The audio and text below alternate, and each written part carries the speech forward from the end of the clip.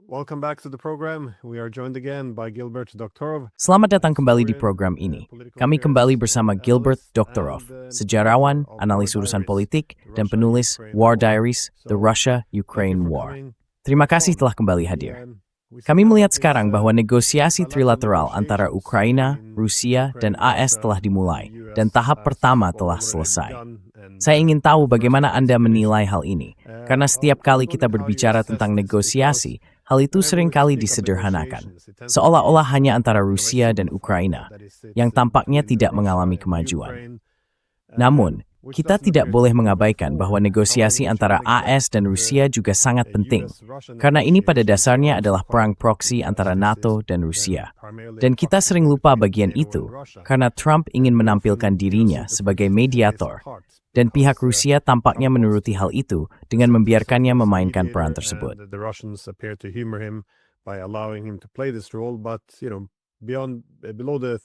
Namun di balik teatrikalitasnya, perang antara Rusia dan Amerika Serikat masih harus diselesaikan. Masih Amerika Serikat yang menggulingkan pemerintahan di Ukraina. Badan intelijen AS yang membanjiri Ukraina sehari setelah kudeta. Amerika Serikat yang membajak pemerintahan Ukraina dan membangun pasukan proksi besar-besaran ini. Amerika Serikat yang mengirim perencana militer, senjata, menyediakan intelijen, memilih target, dan kadang bahkan menarik pelatuknya sendiri. Jadi, mengingat bahwa ini juga merupakan perang AS, dan setahun setelah masa kepresidenannya, ini juga merupakan perang Trump, harus ada semacam kesepakatan antara AS dan Rusia yang bertujuan memperbaiki hubungan bilateral, yang berarti mengakhiri perang proksi, atau setidaknya menurunkannya. Maaf atas pertanyaan yang sangat panjang, tetapi dalam konteks yang lebih luas ini, dengan kompleksitas negosiasi dan kurangnya informasi jelas yang muncul, bagaimana Anda menilai proses negosiasi tersebut? They are confused. And Bingungkan. Rekan-rekan saya yang telah memberikan komentar tentang hal ini dalam beberapa hari terakhir telah mengangkat beberapa poin yang ingin saya bahas saat kita mulai membicarakannya. Ada banyak dimensi dalam hubungan antara Amerika Serikat dan Rusia. Dan pemulihan kondisi normal antar negara melibatkan berbagai isu, seperti perpanjangan atau tidak diperpanjangnya perjanjian New START yang akan dibahas sekitar 1 minggu lagi, serta Tanjitin tentang pemulihan fungsi normal kedutaan di kedua negara. Jadi ini adalah dua isu yang bisa ditempatkan di sisi negatif dari keseimbangan, yang menunjukkan tidak ada kemajuan dalam hubungan antar negara AS-Rusia. Namun ada kontradiksi di sini, karena di bidang lain saya melihat perubahan positif yang dramatis dan sangat penting. I see dramatic and very important changes in a positive nature. And I will start with that. And it comes out from the latest news. Dan saya akan mulai dari situ. Ini berasal dari berita terbaru yang sangat mengejutkan bagi saya. Hampir tidak orang pun baik di media arus utama maupun alternatif yang menulis atau membicarakannya. Saya merujuk pada apa yang dalam rangkuman berita Minggu malam, The News of the Week, yang dipandu oleh tokoh senior jurnalisme televisi Rusia, Dmitry Kiselyov. Apa yang ia sampaikan jauh melampaui pernyataan yang sangat datar dan hampir tidak bermakna dari penasihat Presiden Ushakov, ketika ia berbicara kepada wartawan tentang hasil pertemuan di Moskow saat Kushner, Witkoff, dan Jindan hadir, serta pertemuan lanjutan di Abu Dhabi. Sekarang, apa yang muncul dari semua ini? In Abu Dhabi. Now what comes out of this? As I hope we'll have time to get into the question. Saya berharap kita akan punya waktu untuk membahas pertanyaan tentang perang Rusia-Ukraina nanti. Namun, mari kita lihat hubungan antara Amerika Serikat dan Rusia. Hasil dari hal ini, dengan kehadiran Glenn Deason dan pertemuan di Moskow, sangat berfokus pada isu hubungan AS-Rusia. Berbeda dengan Tiongkok yang dengan cepat memutuskan untuk tidak ikut forum perdamaian, Tuan Putin menunda memberikan komentar tegas, meskipun semacam isyarat kemungkinan sudah dikoordinasikan sebelumnya dengan Lukashenko di Belarus. Karena Belarus, yang juga menerima undangan serupa, langsung menerimanya. Dan karena Rusia dan Belarus sangat erat hubungannya, itu menjadi pertanda baik bahwa Rusia kemungkinan besar juga akan ikut serta. Namun demikian, tidak ada pernyataan apapun sampai apa yang diungkapkan oleh Kiselyov pada Minggu malam. Divulged on Sunday night. They grinned down and And Putin had bahwa Greenbaum dan Putin telah membahas usulan Rusia untuk menyumbang $1 miliar agar ditunjuk sebagai anggota tetap Dewan dari aset negara Rusia yang dibekukan di Amerika Serikat, yang totalnya sekitar $5 miliar dalam nilai setara. Itu luar biasa. Saya tahu bahwa Donald Trump pernah ditanya oleh seorang reporter di salah satu penerbangannya apakah ia menerima usulan penggunaan aset Rusia yang dibekukan itu, dan ia menghindar. Namun bisa diasumsikan bahwa usulan itu diterima. Dari pihak Rusia, hal ini luar biasa, mengingat ada hal lain yang dengan cepat disisipkan oleh Tuan Kiselyov dalam komentarnya tentang pertemuan pada hari yang sama. Hari yang sama ketika Kushner dan Witkoff berada di Moskow, saat ia menerima Mahmud Abbas, Presiden Negara Palestina. The president of the Palestinian state. And of course he's discussed with Dan tentu saja, ia berdiskusi dengan pihak Palestina mengenai kontribusi sebesar $1 miliar dan bahwa Rusia akan menjadi anggota Dewan, yang tentu saja memaksa Netanyahu untuk ikut serta. Secara absurd, mereka juga harus duduk di Dewan itu. Meskipun begitu, seperti yang sering dikatakan, entah Anda duduk di meja perundingan atau Anda yang menjadi santapan. Jadi hal itu sangat penting. Namun masih ada, seperti yang saya katakan, sedikit detail tambahan yang perlu diperhatikan dengan saksama. Kiselyov mengatakan bahwa sisa $4 miliar aset Rusia yang dibekukan di Amerika Serikat akan dialokasikan untuk rekonstruksi Palestina. Saya berkali ini dengan perang Rusia-Ukraina. Setahun yang lalu saya mengatakan bahwa Rusia mungkin bisa segera mengakhiri perang jika mereka menawarkan $200 miliar aset mereka di Belgia untuk digunakan dalam rekonstruksi seluruh Ukraina, termasuk wilayah.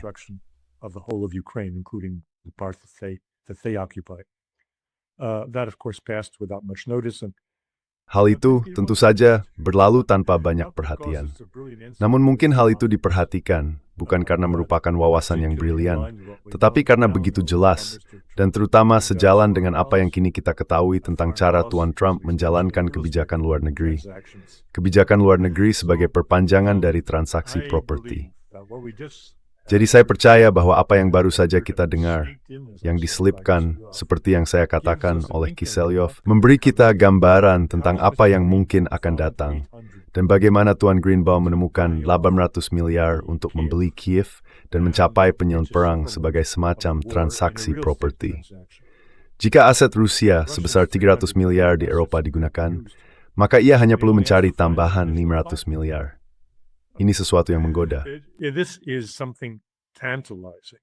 And it is, I say, no, I'm mixing the two issues of the Russia. Dan memang tidak, saya sedang mencampur dua isu, perang Rusia-Ukraina dan hubungan Amerika-Rusia. Tapi keduanya benar-benar saling terkait. Mengenai perkembangan lain dalam hubungan AS-Rusia, kita memang tahu sangat sedikit. Namun saya ingin menanggapi apa yang dikatakan rekan-rekan saya yang menyiratkan bahwa tidak ada kemajuan. Mereka mengatakan tidak ada kemajuan dalam memulihkan fungsi penuh kedutaan karena adanya penentangan atau campur tangan dari Marco Rubio. Nah, itu demikian, Sam. Bagaimanapun, ya terutang jenengnya. Dan dia masih jual di war. Meskipun saya tidak yakin mengapa dia ingin secara langsung menggagalkan inisiatif atasannya. Itu mengalang Teresa. Meski begitu, wajar untuk mengatakan bahwa memang belum mau kemarin itu. It is reasonable to say there is no progress there. However, it isn't really an issue of any importance. Namun, hal itu sebenarnya bukan masalah yang penting, karena kita tahu bahwa saluran umpan balik, komunikasi antara Putin dan Trump, berfungsi dengan sangat baik. Saluran itu efektif, dan mungkin itulah alasan Departemen Luar Negeri tidak dilibatkan, karena tidak ada kebocoran. Tidak ada kebocoran sama sekali. Anda menyebutkan buku saya. Saya bisa katakan bahwa jilid kedua tentang tahun 2024 akan terbit dalam waktu sekitar 6 minggu, dan jilid ketiga tentang tahun 2025 akan terbit dalam waktu sekitar 3 bulan. Saya sedang melakukan pencarian untuk keduanya sekarang.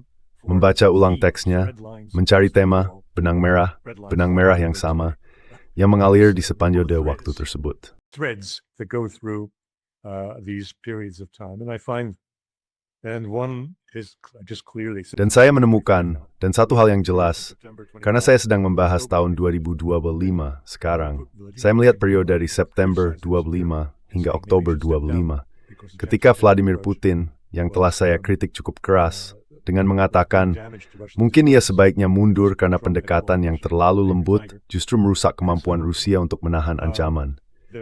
Trump telah menyebut Rusia sebagai macan kertas, dan tiba-tiba ada perubahan luar biasa dalam bahasa Putin. Saya menduga hal itu terjadi di balik pintu tertutup melalui saluran belakang ini. Dan saya percaya saluran belakang itu sangat efektif. Karena di depan umum, Putin tetap menunjukkan sikap menjilat terhadap Trump, yang kita berdua lihat di pertemuan klub diskusi di Sochi.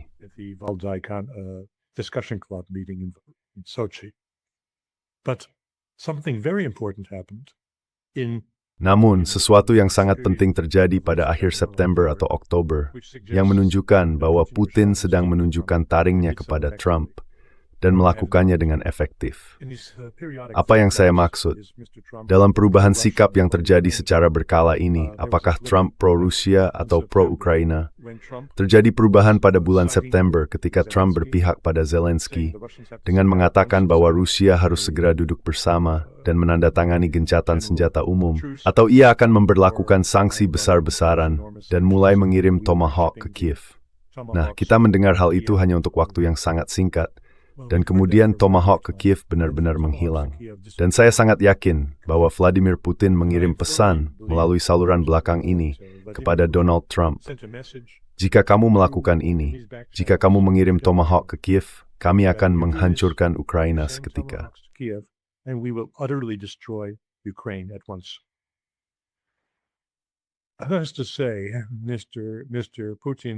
Artinya, Putin beralih dari pendekatan yang lambat dan hati-hati ke posisi yang persis sama dengan para pengkritiknya. Sebenarnya tidak ada lawan dalam arti sesungguhnya, hanya para pengkritik di lingkaran atas elit Rusia, dan sikap mereka adalah bersikap keras, dan kita akan menghancurkan Ukraina karena kita mampu melakukannya. Dan itu berhasil, karena setelah itu kita tidak pernah lagi mendengar tentang Tomahawk yang dikirim ke Ukraina. Jadi di sini saya berpendapat bahwa ketiadaan diplomasi reguler tidak serta-merta berarti sesuatu yang penting, karena diplomasi reguler akan melewati tangan Rubio melalui orang-orang di Departemen Luar Negeri yang berhaluan neokonservatif dan akan melakukan segala cara untuk menggagalkan segalanya. Karena itu, Trump menggunakan jalur belakang. Maka, adalah sebuah kesalahan jika nafsirkan menghidup kembali operasi diplomatik normal sebagai gagal untuk menindaklanjuti kesepakatan Anchorage.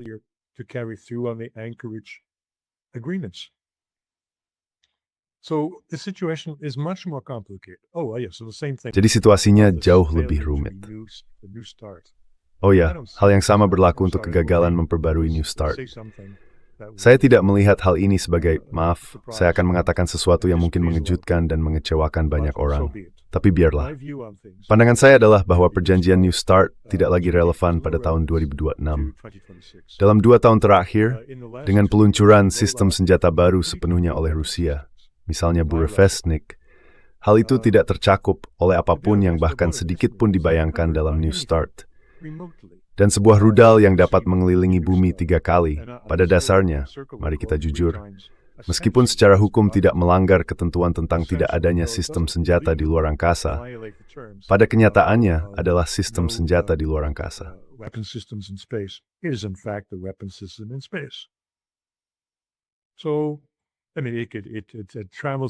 Jadi maksud saya, benda itu bergerak pada ketinggian yang begitu tinggi di atmosfer, sehingga secara praktis tidak benar-benar masuk ke orbit, tetapi kita sedang membicarakan tentang sistem senjata yang tidak tercakup oleh New Start. Karena itu, perpanjangan atau pembaruan sederhana dari New Start menurut saya tidak relevan dan justru menjadi gangguan. Menghalangi kita untuk memusatkan perhatian pada apa yang seharusnya menjadi perundingan senjata yang tepat dalam situasi saat ini, yakni sistem ofensif dan defensif strategis yang sepenuhnya baru yang telah diterapkan oleh Rusia. Dan mari kita jujur saja, sistem-sistem yang kini sedang direncanakan oleh Donald Trump dalam anggaran pertahanannya sebesar $1 triliun. Semua orang menertawakan kubah emasnya. Golden Dome. But what I'm talking about, what the Russians are talking Yang saya bicarakan dan yang dibicarakan oleh pihak Rusia, dan saya katakan ini karena rekan-rekan saya sebenarnya tidak benar-benar mendengarkan mereka, adalah hal berikut. Mereka bergantung pada hubungan istimewa mereka dengan para jenderal Rusia, seperti yang sudah saya katakan. Nah, saya mendengarkan apa yang sebenarnya dikatakan oleh pihak Rusia. Dan yang mereka katakan di televisi publik adalah bahwa Amerika Serikat sedang mempersiapkan sistem rudal berbasis luar angkasa yang akan disebut sebagai pertahanan, tetapi sebenarnya bersifat ofensif, sehingga memungkinkan serangan pertama. Jadi ada banyak hiki yang tidak dibijadi di sini secara terbuka, dan hal itu berhubungan langsung dengan penilaian yang dibuat oleh rekan-rekan saya tentang keabsahan atau pentingnya pembaruan atau perpanjangan perjanjian New START. New START's renewal or extension. Well, I also picked up on Russia. Ya, saya juga memperhatikan bahwa Rusia semakin meningkatkan eskalasi. Maksudnya, Putin tidak hanya menjadi sedikit lebih agresif secara retoris, tetapi juga dalam tindakan, menyerang kapal, pelabuhan, dan jembatan, serta tentu saja berusaha mematikan listrik di seluruh Ukraina. Ya, tidak semuanya, tapi memadamkan lampu di area-area penting. Saya bahkan melihatnya di media Inggris. Mereka mencoba menampilkan seolah-olah, Rusia berusaha mempermalukan Trump dengan melakukan serangan besar-besaran selama negosiasi. Tapi saya pikir, apapun selain itu akan dianggap oleh Trump sebagai tanda kelemahan, dan mereka memahaminya. Jika Rusia menghentikan ini, maksud saya, AS juga tidak menghentikan serangannya terhadap Rusia. Jadi menarik bahwa situasi ini semakin memanas, tetapi tidak terlalu banyak diberitakan.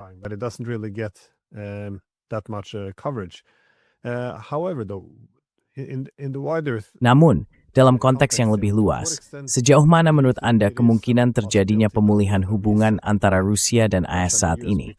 Karena seperti yang Anda lihat, meskipun Amerika Serikat mengatakan ingin memperbaiki hubungannya dengan Rusia, negara itu masih terus meningkatkan sanksi, masih melanjutkan upaya perang, bukan hanya secara tidak langsung, tetapi juga melalui konfrontasi langsung. Kita juga melihat Trump menargetkan pasokan minyak, serangan terhadap Venezuela, dan mungkin dalam waktu dekat serangan lain terhadap Iran. Ya, sebagian besar tindakan ini ditujukan kepada Tiongkok. Tetapi secara keseluruhan, AS di bawah Trump tampaknya berusaha menegaskan dominasinya dalam format baru. Jadi sangat sulit untuk melihat bagaimana hal ini bisa sejalan dengan tujuan yang lebih luas untuk menemukan status quo baru yang dapat diterima bersama Rusia. Finding a new acceptable status quo with the Russians. Well, first of all, the overarching view.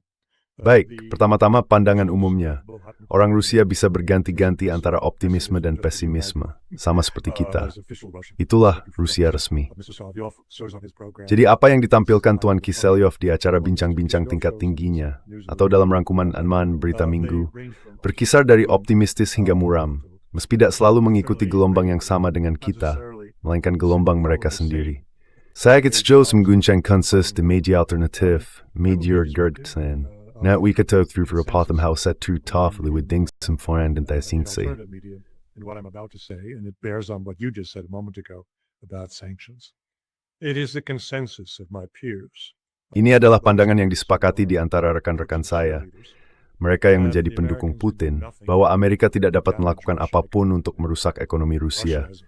Rusia telah menghadapi 16.000 sanksi, ekonominya baik-baik saja, dan jika tidak baik-baik saja, itu karena kebijakan politik dan suku bunga bank sentral yang keliru.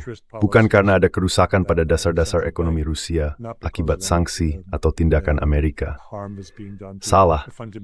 Lagi-lagi, mereka tidak mendengarkan berita Rusia. Mereka tidak mendengarkan pendapat otoritatif atau ahli dari Rusia.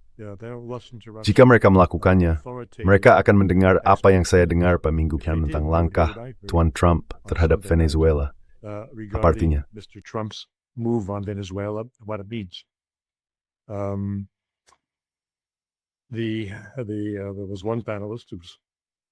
Ada satu panelis, seorang ahli di bidangnya yang berkata, ya, ini menunjukkan bahwa Amerika Serikat akan mencapai 35% kendali atas perdagangan minyak global.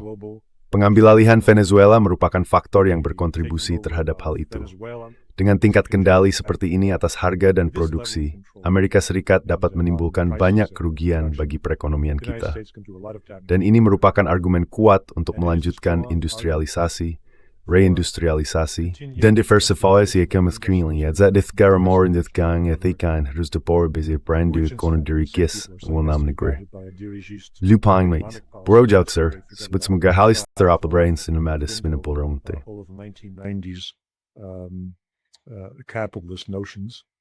We need a dirigist, state plan. Kita memerlukan perspektif investasi yang dirigistis dan direncanakan oleh negara di sektor-sektor kunci ekonomi yang sebenarnya sudah terjadi secara de facto dengan alokasi subsidi dan kredit bagi industri serta perusahaan yang diistimewakan, yang tidak bisa dan tidak seharusnya terkena dampak suku bunga 20%. Namun mereka ingin menginstitusionalisasikan hal ini untuk memastikan bahwa ekonomi Rusia menjadi lebih terarah dan kurang berorientasi pada pasar bebas. Dan semua ini terjadi karena kerusakan yang dilakukan dan akan dilakukan oleh Amerika Serikat terhadap ekonomi Rusia. Mereka yang mengatakan bahwa Amerika Serikat tidak memiliki kekuasaan atas Rusia jelas keliru. Mereka tidak mendengarkan para ahli Rusia. Itu poin yang sangat penting. Pada saat yang sama saya bisa mengatakan bahwa secara resmi, Rusia di sekitar Putin sangat antusias terhadap prospek membuat kesepakatan dengan Trump.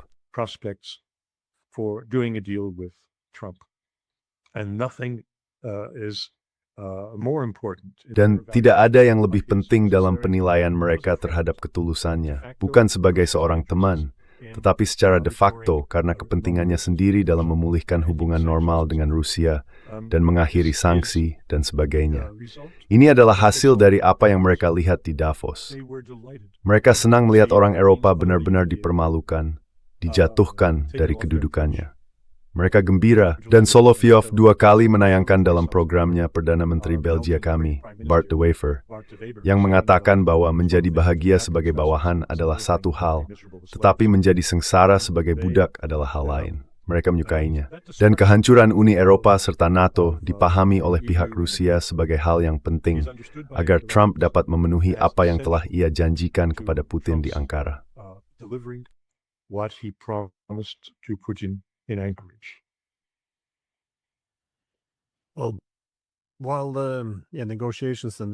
Baik, sementara negosiasi antara Rusia dan AS terus berlangsung. Ya, bisa dibilang tidak jelas atau masih ambigu ke arah mana ini akan berjalan. Saya pikir sebagian dari hal ini juga berkaitan dengan cara Trump bekerja. Setiap kali ia memuji, terkadang itu untuk menutupi tekanan yang meningkat dan kerusakan yang sedang ia coba lakukan. Namun jika kita sedikit beralih ke aspek Rusia-Ukraina dalam negosiasi ini, bagaimana Anda memahami pernyataan-pernyataan terbaru ini? Misalnya, Zelensky menyatakan bahwa Ukraina tidak akan membuat kompromi atau menyerahkan wilayah manapun, dan kemudian tentu saja ia menuntut jaminan keamanan di tempat lain, hingga pada titik yang dapat melemahkan posisi Ukraina sebagai negara netral.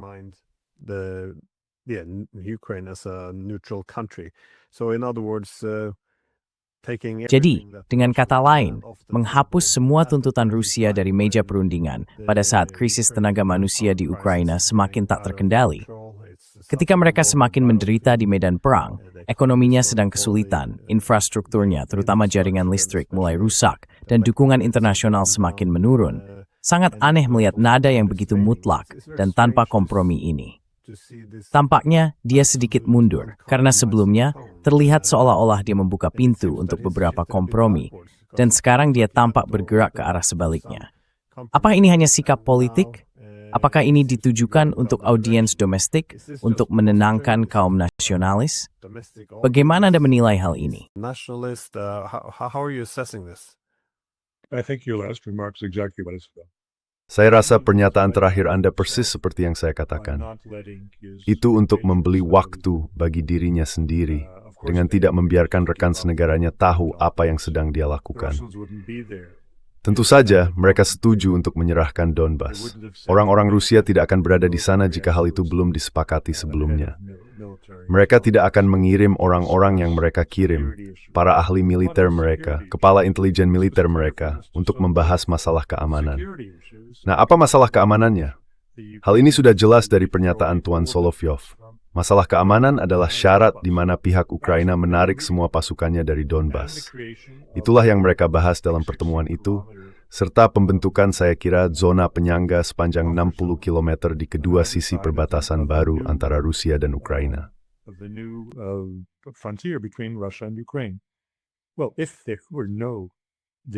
Nah, jika tidak ada kesepakatan tentang penarikan pasukan, jarak 60 km itu akan membawa mereka kembali ke wilayah dari mana pihak Ukraina telah meluncurkan semua rudal, drone, dan artileri mereka ke Donetsk. Jadi tentu saja, itu tidak akan menjadi perbatasan tersebut. Kemungkinan besar perbatasannya akan berada di Sungai Dnieper, di mana pihak Rusia bisa memiliki zona demilitarisasi sejauh 60 km. Apa bedanya? Itu pada dasarnya wilayah yang belum mereka taklukkan. Jadi tidak diragukan lagi apa yang dikatakan Zelensky sebenarnya ditujukan kepada rekan senegaranya Bukayak Barat. Meskipun di Barat, BBC tentu saja menafsirkannya seolah-olah itu berarti, oh, dia belum menyetujui apapun. Omong kosong. Dia sudah menyetujui semuanya, kalau tidak, pasukan Rusia tidak akan berada di sana.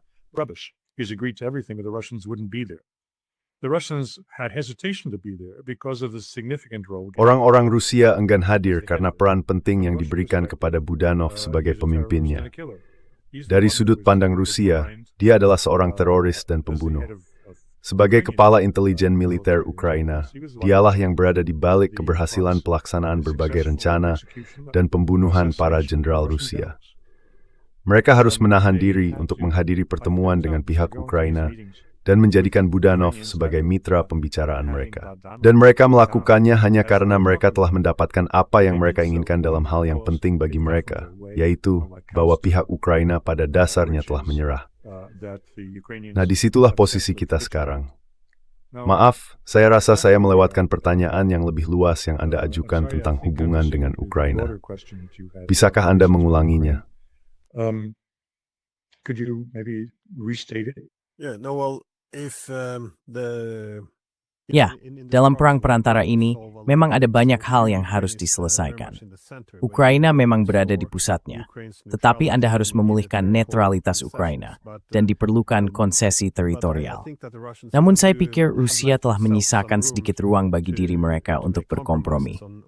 Sekali lagi, soal netralitas, Anda selalu bisa memiliki jaminan keamanan terbatas. Bisa ada beberapa hubungan di sana. Hanya saja bukan pasukan atau senjata barat di Ukraina. Hal yang messenger konsesi teritorial.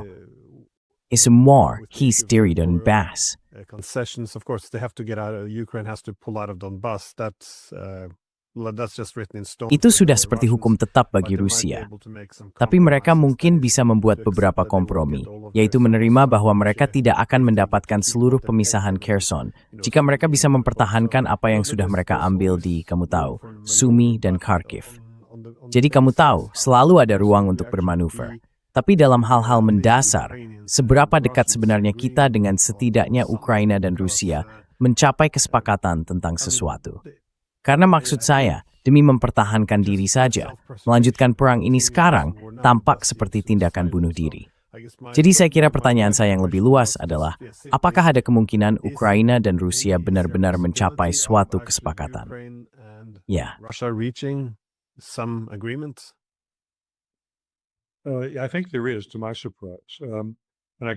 Saya pikir memang ada, dan itu cukup mengejutkan bagi saya. Dan saya bisa katakan bahwa ada orang, bahkan di acara Jenderal Burzinski yang sudah pensiun, yang sangat berpengaruh, mengatakan bahwa, ya kami lebih memilih untuk menyerah sekarang. Tapi dengarkan apa yang dilakukan oleh Panglima tertinggi kita, dan saya tidak akan mengkritiknya. Tentu saja dia mengatakan hal itu, namun dia tetap mengkritiknya secara tidak langsung. Saya pikir ada beberapa hal yang sedang membitsidi dan kita perlu saat finil berkendali. Saya rasa Forge Torwan Lathan untuk menyelesaikan akan muncul sedikit lebih jauh. Ingat, kepentingan utama Rusia pergantian rezim. Main interest is regime change. And I think they may have an understanding with Trump about how Dan saya pikir mereka mungkin memiliki kesepahaman dengan Trump tentang bagaimana hal ini akan berlangsung secara demokratis, bukan dengan cara orang Amerika menggantikan Zelensky dengan Syrskyi, Zaluzhny, atau Budanov. Tidak, saya pikir Trump, meskipun orang Amerika senang menyebutnya sebagai seorang otokrat, akan bertindak dengan cara yang sangat pro-demokrasi terkait penyelesaian dan perubahan rezim di Ukraina. Dan jika orang Amerika dan Rusia benar-benar bersekongkol tentang bagaimana hal ini akan dilakukan, maka hal itu mungkin saja terjadi. Kapan mereka akan memasukkan pertanyaan tentang pembelian? Kapan mereka akan mengangkat isu referendum yang dengan tepat dilihat oleh Tuan Zelensky sebagai jalan keluarnya? Ia bisa pergi dengan kekayaannya dan mengatakan bahwa ia telah menunaikan tugasnya kepada Ukraina jika ada pemungutan suara yang layak oleh rakyatnya. If there is a proper vote by his people. So the timing of this will be essential. We are not privy. Jadi waktu pelaksanaannya akan sangat penting. Kita tidak memiliki akses terhadap hal itu dan kita juga tidak punya hak untuk mengetahuinya. Namun saya bisa membayangkan ada cara bagi Rusia dan Amerika untuk menyingkirkan Zelensky dari panggung dan memastikan ia digantikan oleh seorang politisi Ukraina yang mendukung penerimaan syarat-syarat Rusia dengan imbalan pembayaran uang yang besar, yang dapat membantu membangun kembali Ukraina dan tidak diselewengkan. Sesuatu yang bisa dilakukan oleh Dewan Perdamaian Tuan Trump jika dipimpin oleh orang-orang yang tepat. Dan saya kira dia sedang memilih para asistennya seperti Fink, Kepala BlackRock, dan Forum Ekonomi Dunia untuk memastikan bahwa rekonstruksi akan berjalan dengan baik dan uangnya tidak terbuang sia-sia.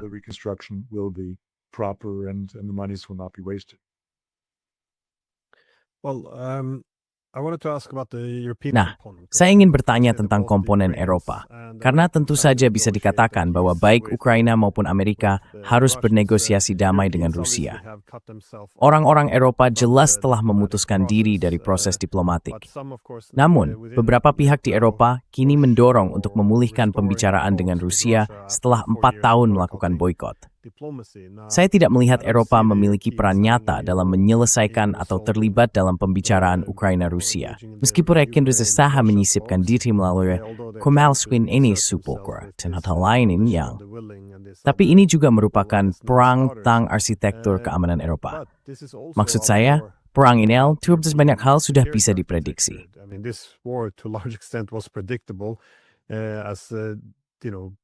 Seperti yang Anda ketahui, banyak orang telah mengatakan sejak tahun 1990-an ketika keputusan diambil untuk membatalkan arsitektur keamanan pan-Eropa dan sebagai gantinya mengejar perluasan NATO secara bertahap.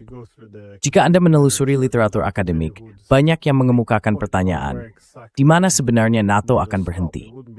Tidak akan ada titik henti yang logis sebelum akhirnya mencapai Ukraina, dan ini tidak akan berhasil. Secara luas dipahami bahwa hal ini akan berarti perang. Jadi, meskipun orang Eropa tidak berbicara dengan Rusia dan tidak akan memiliki peran dalam proses Ukraina-Rusia, tetap harus ada semacam penyelesaian diplomatik, bukan antara pihak Eropa dan Rusia.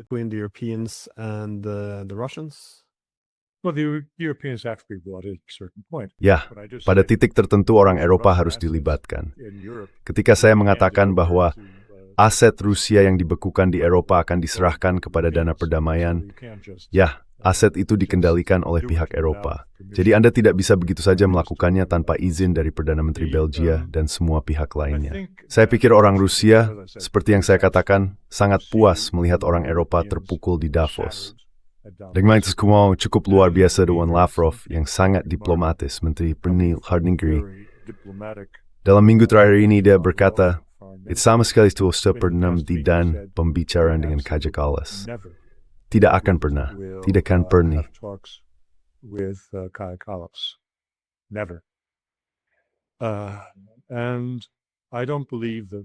Dan saya tidak percaya bahwa masa jabatannya sebagai wakil presiden Komisi Eropa di bawah Ursula von der Leyen akan berlangsung lama.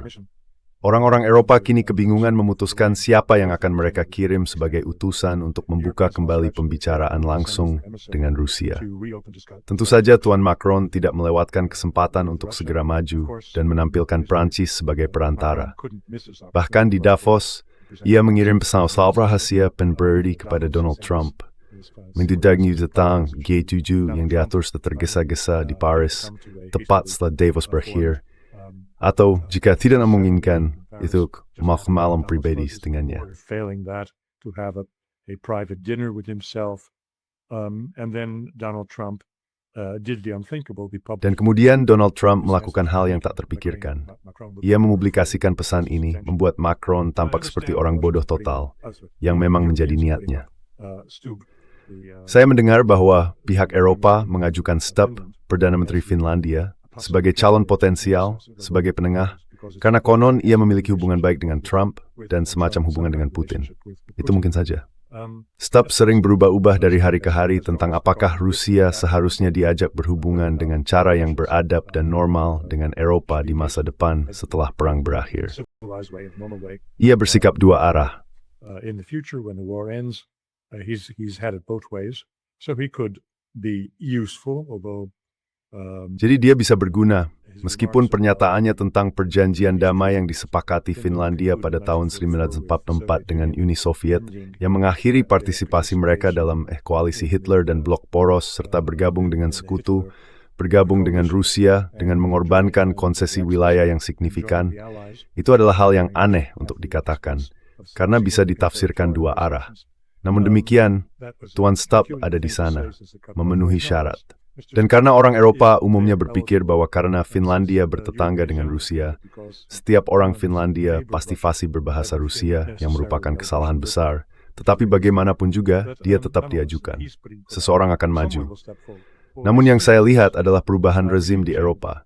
Jika Kaja Kallas disingkirkan, dia akan menyeret bosnya bersamanya. Saya tidak tahu apakah kabar ini sudah sampai ke Anda, tetapi di sini, di Brussel, beredar rumor bahwa dia menuduh Ursula von der Leyen sebagai seorang diktator. Ya, diktator. Seseorang yang tidak bisa diajak bekerja sama. Jadi saya pikir ketika dia pergi, dia akan pergi sambil berteriak, "Bawa Ursula bersamaku." Dan itu akan terjadi.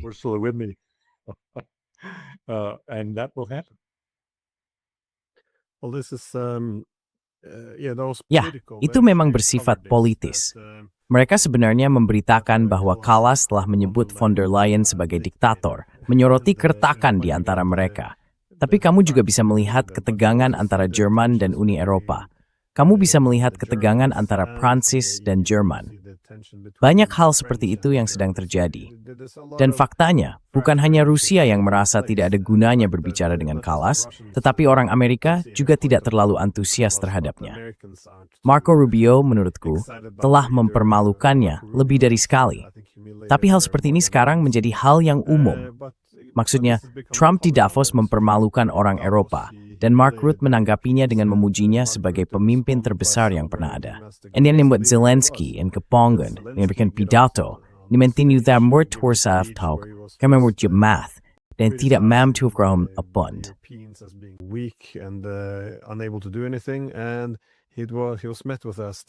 Dan dia disambut dengan tepuk tangan meriah hanya oleh orang-orang Eropa yang bertepuk tangan karena dia menegur mereka. Maksud saya, ada sesuatu yang sangat menyedihkan terjadi di Eropa. Dan sebagai orang Eropa, ini, ya, sulit untuk tidak berpikir bahwa ini tidak akan bertahan lama. Semua ini sedang terjadi, semua titik perpecahan ini, dan sekarang ada jurang yang lebih dalam antara publik dan para pemimpin politik. Saya pikir kita sedang menyaksikan krisis legitimasi yang mulai muncul. Ini bukan sekadar politisi yang tidak populer, ini adalah politisi yang telah melampaui mandat mereka. Mereka telah berbohong secara berlebihan dan membawa negara masing-masing ke jalan yang sangat gelap. Jadi, pada titik tertentu, orang Eropa juga harus mengubah arah. Anda mungkin berpikir akhir dari perang ini akan menjadi sebuah kesempatan, tetapi mereka tampaknya menolak dengan begitu keras. Apakah Anda punya pemikiran terakhir sebelum kita akhiri? Do you have any final thoughts before we wrap up? No, we have a well. Tidak, sekarang kita dibanjiri berita setiap hari. Saat saya melihat apa yang saya sebut sebagai 2025, volume ketiga saya, itu adalah tahun Trump. Tidak diragukan lagi. Dan inilah barometer penyelesaian begitu banyak isu global. Beberapa di antaranya dipicu olehnya sendiri. Saat ini pihak Rusia resmi, maksud saya Kremlin dan juru bicaranya Kiselyov, sangat optimistis tentang penyelesaian dan kesepakatan yang telah dicapai, baik terkait perang di Ukraina maupun hubungan dengan Amerika. Pada saat yang sama, Tuan Solovyov dalam programnya menyoroti Amerika Serikat telah pesaing yang semangat berbaya dan mampu serta akan menimbulkan krisis perekonomian Rusia sebagaimana dikonfirmasi Beijing sebagai pengekspor utama bahan mentah. Jadi, argumen untuk perubahan ekonomi dan keuangan besar di Rusia sedang dikemukakan dengan mempertimbangkan masa depan dunia yang didominasi oleh Trump. The future of a world dominated by Trump. Well, still though, I think the Russian. Ya, tetap saja. Saya pikir pendekatan Rusia terhadap Trump sedang berubah. Orang-orang Eropa tampaknya yakin bahwa jika mereka hanya tunduk pada Trump, melakukan apa yang diperintahkan, mereka entah bagaimana akan selamat. Seperti yang kita lihat di Davos, orang Kanada tampaknya kini menolak hal ini, dengan mengatakan bahwa hal itu hanya akan membuat Trump semakin berani. Menurut saya, posisi Rusia juga telah berubah. Sekali lagi, agak mirip dengan orang Eropa, hanya berusaha membuat Trump silent. Staude, dalam Skinengtha Amrok, itu mengerestim percermitik, teraitu, I'm balis tujuan Gerber, Nobos, Skidson, and Lobani. Decoupling some from this old security arrangements.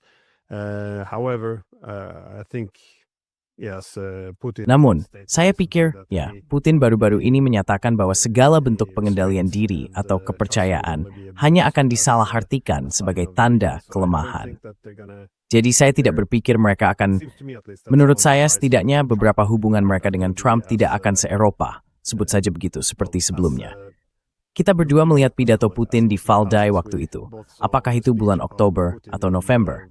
Saya dapat kesrik semua hats-waro super kesembahan bermutnya. Setidaknya ada itu reporters kami lakukan. Sia bermain sedikit nomor jurusan dengan Trump. The Russians learning a bit about how to deal with Trump. The destruction of Hancurnya kepercayaan diri Eropa, menurut saya, terutama di Irlandia, dan pemahaman baru mereka tentang bahaya bergantung pada Tuan Trump di Amerika Serikat. Kita harus menambahkan pada hal itu pandangan yang disampaikan Borrell dalam pidatonya di Parlemen Eropa sehari yang lalu, di mana ia mengatakan bahwa tanpa payung dan dukungan Amerika, Eropa sama sekali tidak berdaya dan akan tetap demikian selama bertahun-tahun ke depan. Saya pikir semua ini siapapun yang berada di posisi kepemimpinan Eropa untuk memberi kenyataan bukan PKBAT untuk duduk bersama Rusia dan merancang arsitektur counter using the carry Tang. Jadi banyak hal akan berubah, bukan hanya nama pemimpin partai dari kelompok ini atau itu dalam pemerintahan koalisi di salah satu negara Eropa, tetapi perubahan kebijakan yang mendasar dan pemahaman tentang bagaimana keamanan dapat dicapai dengan bersepakat dengan Rusia, alih-alih bersekongkol melawan mereka.